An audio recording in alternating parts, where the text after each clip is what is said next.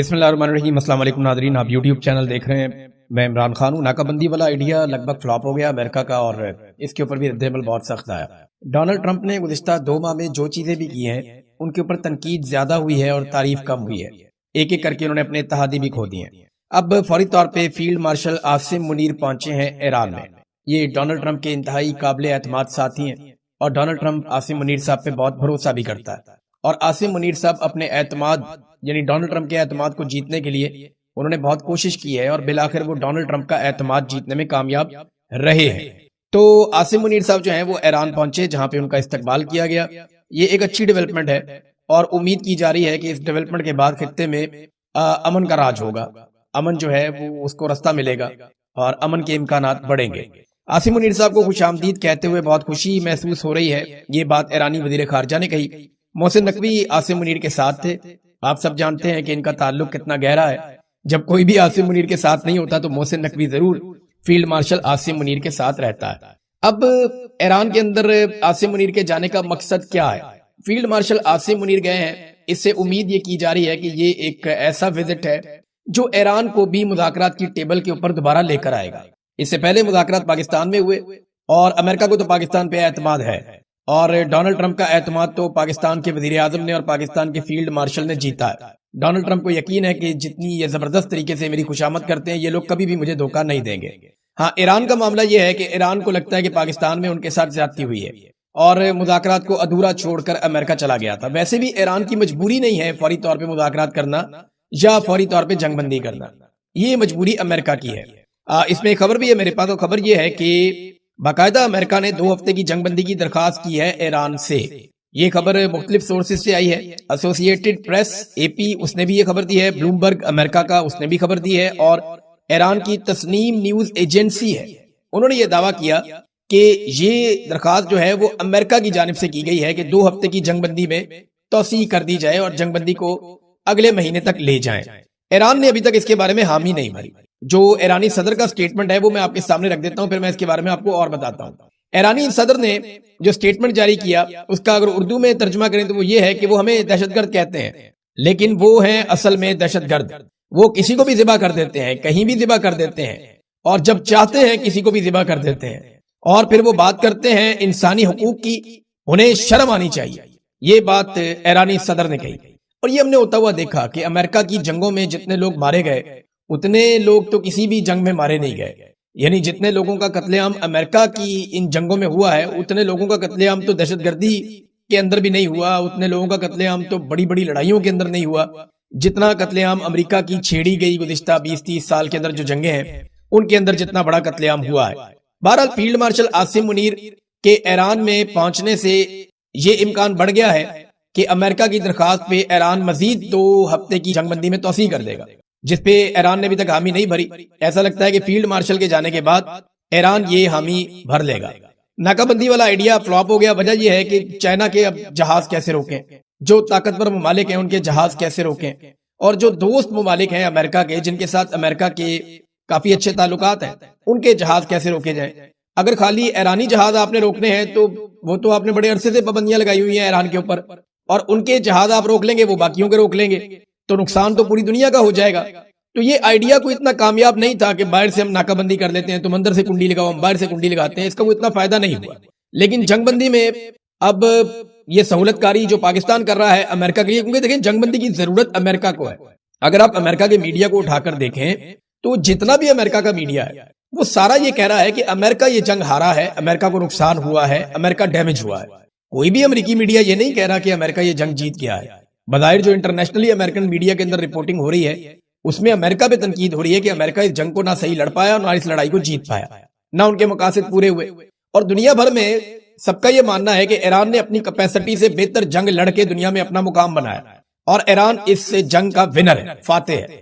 اب جو فاتح ہے اس کو تو جنگ بندی کی ضرورت نہیں ہوتی نا، جنگ بندی کی ضرورت تو اس کو ہوتی ہے جسے فتح نہ مل رہی ہو یا جسے نقصان ہو رہا ہو۔ تو امریکہ کو ٹائم چاہیے اپنے اتحادیوں کو اکٹھا کرنے کے لیے، وہ بار بار ٹائم لیتے ہیں لیکن اتحادی ان کے قابو نہیں آ رہے۔ امریکہ کو ٹائم چاہیے اپنی حکمت عملی بنانے کے لیے، اور دوسرا امریکہ کو ایک اور ٹائم بھی چاہیے کہ اگر یہ معاملہ ڈیفیوز کرنا ہے تو پھر بھی ان کو ٹائم چاہیے۔ اب وہ دوبارہ مذاکرات کرنے کے لیے بیٹھنا چاہتے ہیں، پاکستان کے اندر یہ مذاکرات ہوں گے اس کا قوی امکان ہے، اور آنے والے دنوں میں یہ مذاکرات دوبارہ سے اسلام آباد میں ہو سکتے ہیں۔ امریکنز کی جانب سے تو ہاں آ چکی ہے، اب فیلڈ مارشل کے ایران میں جانے کے بعد اس بات کے قوی امکانات ہیں کہ فوری طور پہ ایران کی جانب سے بھی ہاں آ سکتی ہے اور پھر اسلام آباد کے اندر دوبارہ سے مذاکرات ہوں۔ امریکنز کو اس بات کا آئیڈیا ہو گیا ایک مرتبہ ایرانیوں کے ساتھ بیٹھنے کے بعد کہ کیونکہ دیکھیں نا ایرانیوں سے امریکن نے ڈائریکٹ بات ہی نہیں کی، کئی دہائیاں ہو گئی ہیں، امریکن صرف بس اپنے بیانات جاری کرتے تھے۔ اب جب ٹیبل پہ ان کے ساتھ بیٹھے ہیں تو ان کو کیپیسٹی کا اندازہ ہوا ہے کہ ایرانینز کتنے ذہین لوگ ہیں اور وہ کتنی تیاری کے ساتھ آئے تھے۔ ان کے پاس ایک ایک سوال کا جواب اور ڈاکومنٹ موجود تھا، جبکہ امریکنز کی ویسی تیاری نہیں تھی، وہ ایکسپوز ہوئے وہاں پہ، اور یہ چیزیں اب رفتہ رفتہ رپورٹ بھی ہو رہی ہیں۔ تو ایسے میں امریکنز کو زیادہ تیاری کے ساتھ ایرانیوں کے سامنے مذاکرات میں بیٹھنا پڑے گا۔ پاکستان وہی رول پلے کرے گا جو پاکستان نے پہلے بھی کیا تھا۔ اب 2 ہفتے کی جنگ بندی میں توسیع ہو جاتی ہے تو اس کا بڑا فائدہ ہو جائے گا، لیکن ساتھ میں ایک بات یاد رکھیے گا کہ گلف میں اس وقت تیل کی دکان بند ہے اور امریکہ نے اپنی تیل کی دکان کیا پورا ڈپارٹمنٹل سٹور کھولا ہوا ہے وہاں پہ، اور وہ سب کو دعوت دے رہا ہے کہ آؤ اور آ کر یہاں سے تیل لے کر چلے جاؤ۔ اس وقت پاکستانی فوج سعودی عرب میں پہنچی ہے، پاکستان کا وزیر اعظم اور پاکستان کا وزیر خارجہ بھی سعودی عرب میں ہے۔ شہباز شریف ایک لمبا چوڑا وفد لے کر سعودی عرب گئے ہیں اور پورا طیارہ بھر کے یہ لوگ سعودی عرب پہنچے، اور وہاں پہ اب لازمی بات ہے $3 ارب لینے ہیں سعودی بادشاہ سے، کیونکہ پیسے واپس کرنے ہیں UAE کے، ورنہ خدا نہ خواستہ پاکستان ڈیفالٹ کر سکتا ہے، تو پھر سعودی عرب کی ساری باتیں بھی ماننی پڑیں گی۔ کاش فلسطینیوں کے پاس بھی $5 ارب ہوتے، ان کے ساتھ بھی کوئی دفاعی معاہدہ کرتا۔ مسجد اقصیٰ کی حفاظت کے لیے بھی اسی طرح قسمیں کھائی جاتی ہیں۔ کاش اسی طرح پاکستان کی یا کسی بھی ملک کی ایئر فورس اور فوجی جو ہے وہ مظلوم نہتے فلسطینیوں کی حفاظت کے لیے بھی موجود ہوتے، بورڈ آف پیس کے تحت نہیں، ڈونلڈ ٹرمپ کی سربراہی میں نہیں، بلکہ ان کی حفاظت کے لیے، جو ایک انسانیت کے ناطے بھی کیا جانا چاہیے تھا۔ آج مغربی ممالک آواز اٹھا رہے ہیں غزہ کے متاثرین کے لیے، اور پاکستان سے بڑھ کر اٹھا رہے ہیں۔ آج وہ ممالک جو مسلمان ممالک نہیں ہیں وہ بھرپور طریقے سے ظلم، فسطائیت اور جبر کے خلاف آواز اٹھا رہے ہیں، جو ایک جنگی جرائم کیے جا رہے ہیں اسرائیل کی جانب سے، اس کے خلاف آواز اٹھا رہے ہیں، اور پاکستان ویسے آواز نہیں اٹھا پا رہا۔ کاش فلسطینیوں کے پاس بھی $5 ارب ہوتے تو ہم ایک معاہدہ مسجد اقصیٰ کے لیے بھی کرتے، اور ہم ان کی حفاظت کی بھی ذمہ داری ویسے ہی لیتے جیسی ہم سعودی عرب کی حفاظت کی ذمہ داری لے رہے ہیں، یا جیسی ہم سے توقع کی جا رہی ہے۔ ہماری فوج ایسے ہی وہاں پہ بھی پہنچ جاتی۔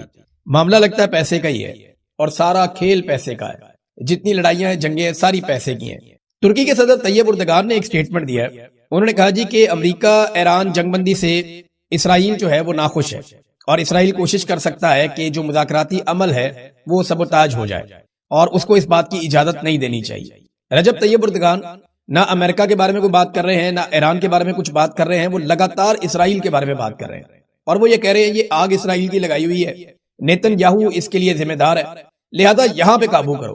وہ بار بار اصل مسئلے کی طرف نشاندہی کر رہے ہیں، اور رجب طیب اردگان نے اپنا ٹارگٹ بالکل سیدھا رکھا ہوا ہے، اور یہی ایک وجہ ہے کہ ترکی ان مذاکرات کو ہوسٹ نہیں کر پایا، کیونکہ اسرائیل کو اس پہ اعتراض ہو سکتا تھا۔ دیکھیں یہ مذاکرات اس ملک میں ہونے تھے جس پہ اسرائیل کو بھی اعتراض نہ ہوتا، ایران کو بھی اعتراض نہ ہوتا، اور امریکہ کو بھی اعتراض نہ ہوتا۔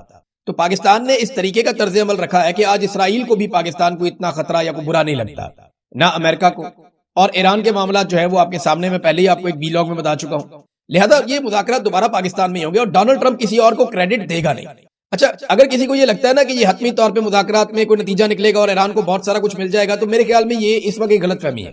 یہ میری ذاتی رائے ہے، یہ غلط بھی ہو سکتی ہے، لیکن مجھے ایسا لگتا ہے کہ مذاکرات ہوتے بھی رہیں گے نا تو حتمی شکل اس کو مکمل طور پہ نہیں دی جا سکے گی۔ اس کی وجہ یہ ہے کہ ایران کو بہت کچھ ایسا دینا پڑ جائے گا فوری طور پہ جس سے ایران ترقی کرے گا اور آگے بڑھے گا۔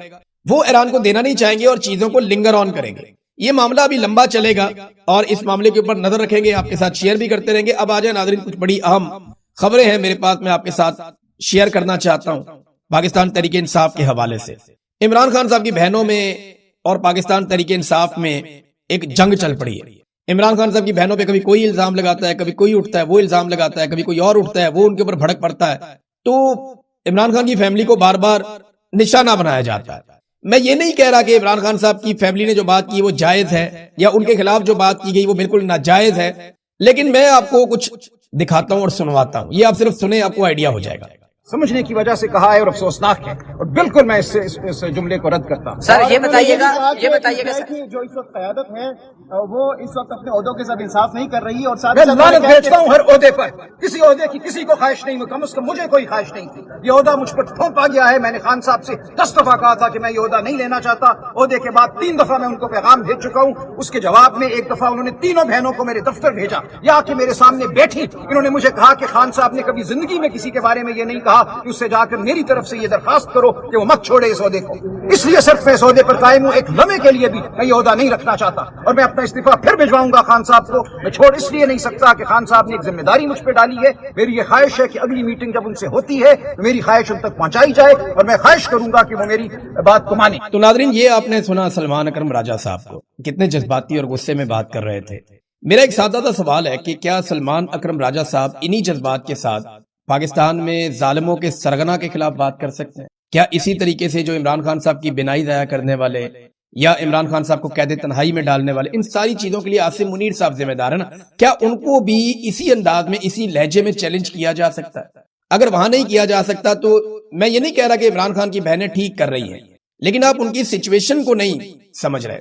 اپنے بھائی کے لیے آواز اٹھانا سیاست نہیں ہوتی۔ اب بجائے عمران خان صاحب کی بہنوں کا تحفظ کرنے کے یا ان کا دفاع کرنے کے، پاکستان تحریک انصاف ہی ان پہ الزام لگانا شروع ہو جاتی ہے۔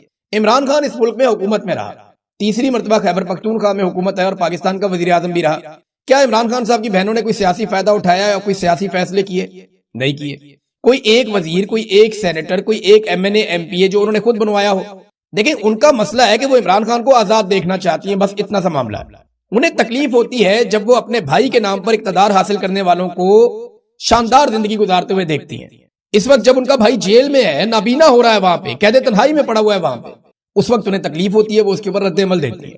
دیکھیں، آپ کی تنقید جائز ہو سکتی ہے عمران خان کی بہنوں پہ، کیونکہ ان کو سیاست کا پتہ ہی نہیں ہے، نہ وہ سیاست دان ہے، مگر ان دیوانی بہنوں کو معاف کر دینا چاہیے، کیونکہ یہ مجبور ہیں، بے بس ہے، بیچاری اپنے بھائی کے لیے آواز اٹھا رہی ہے، انہیں اور کچھ سمجھ نہیں آ رہی، ان کا بھائی اندر ہے اور اس کی آنکھ ضائع ہو رہی ہے۔ ذرا ایک لمحے کے لیے اپنے آپ کو اس جگہ پہ رکھیں تو آپ کے شکوے شکایتیں، آپ کو شرم آئے گی کہ آپ ایسے شکوے اور شکایتیں ان سے کیسے کر سکتے ہیں۔ یہ پاکستان کی ملٹری اسٹیبلشمنٹ تو یہ ظلم کر سکتی ہے، کیونکہ ان کو کسی رشتے کا پاس نہیں ہوتا، لیکن جو دل والے لوگ ہیں انہیں یہ بات سمجھنی چاہیے کہ یہ بزرگ خواتین ہیں، بڑی عمر کی خواتین ہیں، ان کا ایک اکلوتا بھائی ہے، اور اس بھائی کے ساتھ جو ظلم اور جبر ہو رہا ہے وہ اس کے خلاف صرف آواز اٹھانا چاہتی ہے۔ جب وہ عمران خان کی وفاداری کے نام کے اوپر بہت سارے ووٹ لے کر اقتدار میں پہنچنے والے لوگوں کو دیکھتی ہیں کہ وہ شاندار زندگیاں گزار رہے ہیں، انہیں تکلیف ہوتی ہے، وہ اس پہ رد عمل دیتی ہیں، تو انہیں معاف کر دیجئے، ان کے خلاف اتنا سخت مت بولیے۔ دیکھیں، اس سے کوئی فائدہ نہیں ہوگا کسی کا، اس کے الٹا نقصان ہو جائے گا، اس سے اسٹیبلشمنٹ کا فائدہ ہوگا۔ اسٹیبلشمنٹ کو یہ لگے گا کہ ہم جو نہیں کر پا رہے تھے وہ اب ہو پایا، اور اب وہ ہو رہا ہے۔ دیکھیں، انڈیا پاکستان کی جب لڑائی ہوئی تھی تو پاکستان تحریک انصاف نے اور عمران خان نے پورا ساتھ دیا تھا پاکستانی فوج کا، اور بھارت کے خلاف کھل کر سامنے آئے تھے، جس کا شکریہ بھی ادا کیا گیا، لیکن لڑائی کے بعد پاکستان تحریک انصاف کے خلاف ظلم کی چکی کو مزید بڑھا دیا عاصم منیر صاحب نے۔ اب ایک مرتبہ پھر پاکستان کو ضرورت تھی تو پاکستان تحریک انصاف نے غیر مشروط طور پہ اپنا جلسہ ختم کر دیا کہ ہم جلسہ نہیں کرتے، لیکن کیا اس کے بدلے میں موجودہ حکومت نے انہیں جلسے کی اجازت دی کسی دوسری تاریخ میں کہ آپ اس تاریخ کو کر لیں آ کر جلسہ؟ کیا پاکستان تحریک انصاف کی لیڈرشپ یہ ریئلائز کروا سکی کہ جناب ہم نے ملک کی خاطر اتنا بڑا قدم اٹھایا، ہم نے اپنا جلسہ بھی کینسل کر دیا اس دن جس دن آپ نے ہم پہ ظلم کیا تھا، اب آپ کی باری ہے کہ اب آپ جو ہے وہ بھی پاکستان کی خاطر آگے بڑھے اور کم سے کم عمران خان کی ملاقاتیں تو کھولیں؟ لیکن پاکستان تحریک انصاف کی لیڈرشپ وہ بھی نہیں کر سکی۔ جلسہ کینسل کرنا اچھی بات ہے، مگر کیا انہوں نے حکومت سے بھی ایسے ہی جیسچر کا مطالبہ کیا؟ تو دکھائی تو نہیں دے رہا۔ سہیل آفریدی ابھی تک اس نظام کو ایک بھی چیلنج نہیں دے پائے۔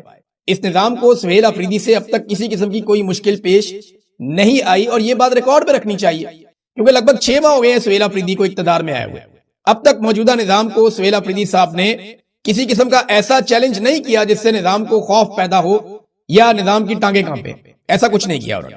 یعنی چھوٹی چھوٹی ریلیاں نکالی ہیں مگر کوئی بڑی اسٹریٹ موومنٹ وہ نہیں بنا پائے۔ عمران خان صاحب کے جو احکامات ہیں ان کے مطابق تو معاملہ ہوا نہیں۔ جو عمران خان رہائی موومنٹ ہے وہ شروع کی گئی، لیکن وہ کہاں پہنچی، اس کا کیا بنا، وہ آج کہاں کھڑی ہے، کتنے لوگ اس کے اندر شامل ہوئے، کوئی چیز نہیں بتائی گئی۔ تو ایک لگاتار عجیب و غریب سچویشن ہے پاکستان تحریک انصاف میں، اور ایسے میں مجھے ایسا لگتا ہے صرف عمران خان کی بہنیں ہی ہیں جو اب اس وقت اس کے لیے کھڑی ہیں، باقی سارے لوگ شاید ذہنی طور پہ یہ مان چکے ہیں کہ عمران خان صاحب کی جو مزاحمت کی پالیسی ہے اس کے ساتھ ہم نہیں چل سکتے۔ ایسا لگتا ہے کہ شاید یہ لوگ مان چکے ہیں کہ یہ مزاحمت نہیں کر پائیں گے، یہ مفاہمت کے چکر میں ہے، اور ایک آدمی جیل میں جیل کاٹ رہا ہے بیٹھ کے، وہ مفاہمت کے چکر میں نہیں ہے، وہ مزاحمت کر رہا ہے۔